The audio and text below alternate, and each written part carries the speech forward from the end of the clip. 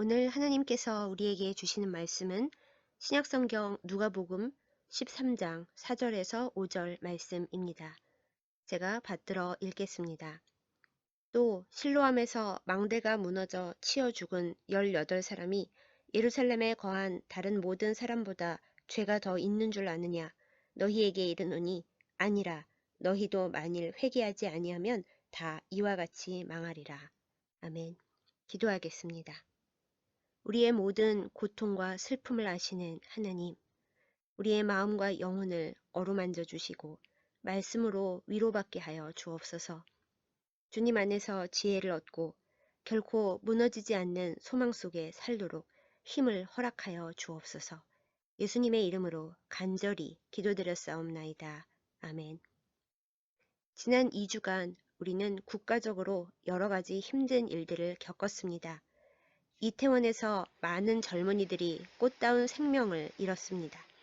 북한은 동해로 수많은 미사일을 쏘았습니다. 나라의 한 중간에서는 지진도 일어났었죠. 그중 특히 이태원 사고는 모든 사람들에게 큰 아픔이고 충격이었습니다. 어르신들은 말씀하십니다. 사람 많은 곳에 밤늦게 돌아다니니까 그런 사고가 난다고요. 더 심하게는 젊은 것들이 서양 귀신 축제를 나쁜 쪽으로 따라하니까 천벌을 받은 거라고까지 말씀들 하십니다. 젊은이들은 항변합니다. 열심히 일하고 공부하다가 어쩌다 한번 축제에 가본 것뿐이라고요. 놀러 간 게 아니라 그냥 그 지역을 그때 지나가다가 사고에 휩쓸린 사람들도 많다고요. 제대로 통제와 관리를 안 한 국가와 경찰이 원망스럽기도 합니다. 그렇게 사람이 몰릴 줄 알면서 대체 뭘 하고 있었던 건지, 왜 좀 더 빨리 대응하지 못했는지. 그리고 가장 깊고 높은 단계의 울부짖음은 하나님을 향하기까지도 합니다. 세상에 더 악한 사람들이 많은데 왜 하필 그때 그들이어야 했는지, 그 사고를 좀 막아주시지, 왜 그냥 사고가 일어나는 걸 보고만 계셨는지, 사고를 당한 이들 중 내 가족이나 내 친구가 있다면 이 고통스러운 질문은 더욱 크고 아플 것입니다. 모두의 말에 저마다 일리가 있습니다.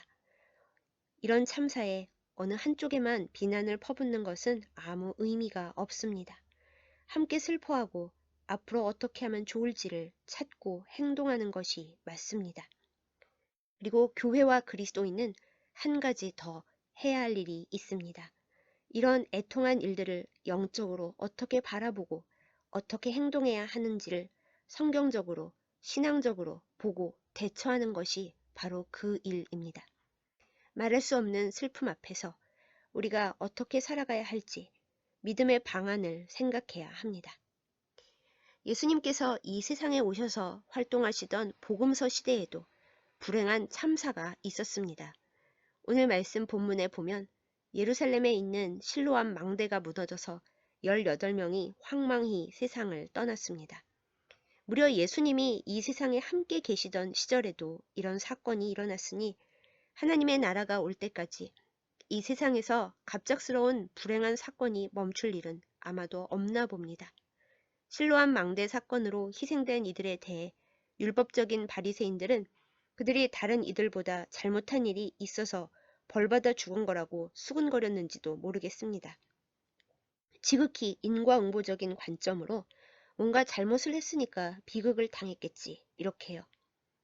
그러나 예수님께서는 단호하게 그게 아니라고 하십니다.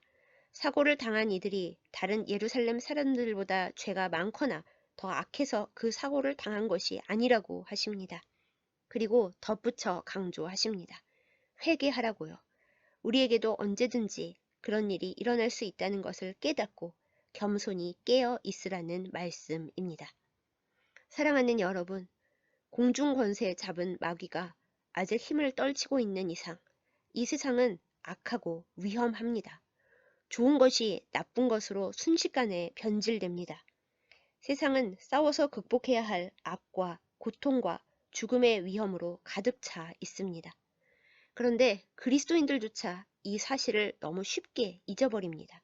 승리와 영광과 복만 강조하다가 이 세상의 고통과 악과 더불어 싸워야 할 영적이고 사회적인 책임을 잊어버립니다. 그런 이야기를 나누는 것조차 싫어합니다. 조심하고 기도하고 영적으로 깨어 있어야 하는데 게을러지고 나태해집니다. 개인적으로 조심해야 할 뿐 아니라 제도적으로 안전하도록 사회적 책임을 다해야 하고 다음 세대를 잘 교육하는 데 힘을 써야 하는데 그러지 못하고 있습니다. 사랑하는 여러분, 기막힌 참사의 슬픔과 아픔 앞에서 교회와 그리스도인들은 누군가를 비난하고 정죄하는 것 말고 우리의 회개를 해야 합니다. 온전히 회개하고 개혁에 힘을 보태지 못하면 우리 중 누군가도 비슷한 일을 겪을 수 있다고 예수님께서 말씀하셨으니까요. 예전에는 젊은이들에게 가장 재미있고 신기한 곳이 교회였다고 합니다. 교회가 문화적으로 가장 앞서고 활기찬 곳이었고 좋은 사람을 만날 수 있는 장소였다죠. 그런데 언제부턴가 교회는 젊은이들에게 기피 대상이 되었습니다. 교회 예배에는 비대면으로 참석하면서 밤의 축제와 놀이에는 기꺼이 달려나가게 된 젊은이들을 보면서 이 세대가 악해졌다고 욕만 하는 것은 교회와 그리스도인의 죄입니다. 교회가 어쩌다가 이 세대를 잃어버리게 됐는지, 어쩌다가 교회가 젊은이들에게 환멸의 장소가 되었는지, 교회와 그리스도인들은 하나님 앞에 회개해야 마땅합니다. 젊은이들을 안전하게 지켜줄 사회적 대책을 내놓지 못하는 국가와 경찰에 대해 교회와 그리스도인들은 목소리를 내지 않고 그동안 무엇을 했는지, 세상의 빛과 소금의 역할을 다하지 못하여 젊은이들을 바르게 인도하지 못하고 본이 되지 못한 것에 대해 우리는 마음을 찢고 울며 하나님 앞에 엎드려야 합니다. 그것이 지금 우리가 할 일입니다. 이렇게 우리의 회개가 먼저라는 것의 의미는 슬픔과 아픔을 당한 이들과 그 가족에게 모질게 대하지 말아야 한다는 것 또한 포함합니다. 그들이 우리보다 악한 것이 아닙니다. 그들 탓이 아닙니다. 그들이 겪은 일은 언제라도 나의 일, 나의 가족, 나의 친구의 일이 될 수 있습니다. 예수님은 우는 자들과 더불어 울라고 하셨습니다. 가늠하다 현장에서 잡혀온 여인의 죄를 묻는 이들을 향해 죄가 없는 자가 먼저 이 여인을 돌로 치라고 하셨습니다. 우리에게는 아픔을 겪은 이들을 정죄할 권리가 없습니다. 그들을 위로하고 이런 슬픔이 다시는 일어나지 않도록 거룩한 힘을 보태야 합니다. 그것이 신앙인으로서 우리의 할 일입니다. 하나님께서 우리에게 바라시는 일입니다. 사랑하는 여러분, 다른 사람을 정죄하고 심판하지 말고 먼저 우리 스스로 돌아보십시다. 주님께서 우리에게 그러라고 말씀하십니다. 참사로 인하여 혹은 이 일 때문이 아니더라도 말할 수 없는 슬픔과 고통으로 실로암 망대 앞에 서 계신 분들을 향하여 말씀을 전합니다. 시편 37편 23절에서 24절 말씀입니다. 여호와께서 사람의 걸음을 정하시고 그의 길을 기뻐하시나니 그는 넘어지나 아주 엎드러지지 아니함은 여호와께서 그의 손으로 붙드심이로다. 아멘. 고단하고 위험한 세상살이 속에서 우리는 자주 넘어집니다. 다시는 일어나지 못할 것처럼 힘들고 아픕니다. 그러나 시편 기자는 말씀을 통해 이야기합니다. 우리가 때때로 넘어지는 건 맞지만 아주 엎드러지지는 않는다고요. 대체 어떻게 그럴 수 있을까요? 여호와께서 그의 손으로 붙드시기 때문입니다. 앞, 뒤, 양 옆에서 엄청난 힘과 압력으로 밀고 괴롭힐 때 나의 힘으로는 그대로 서 있을 수가 없습니다. 그 상황에서 탈출할 수가 없습니다. 어쩌다 넘어지기라도 하면 나를 일으켜 세울 힘이 없고 누구도 나를 도울 수 없습니다. 그런 순간에 우리를 붙들어 일으켜 세우는 힘이 어디에서 옵니까? 바로 하나님께로부터 옵니다. 살아남은 자의 슬픔이라는 너무나 가슴 아픈 말이 있습니다. 왜 거기 갔을까? 어째서 구하지 못했을까? 왜 나만 살아남았나? 성경의 실로암 망대 사건 때에도 분명 살아남은 이들이 있었을 것입니다. 그들이 그저 기쁘고 감사하기만 했을까요? 살아남은 자의 슬픔, 잃어버린 자의 상실감에 괴로웠을 것입니다. 그래도 하나님은 말씀하십니다. 하나님께서 큰 슬픔 중에서도 일으키시고 그 걸음을 인도하신다고요. 저는 아주 오래전에 본 드라마 여명의 눈동자의 마지막 나레이션을 늘 마음에 품고 삽니다.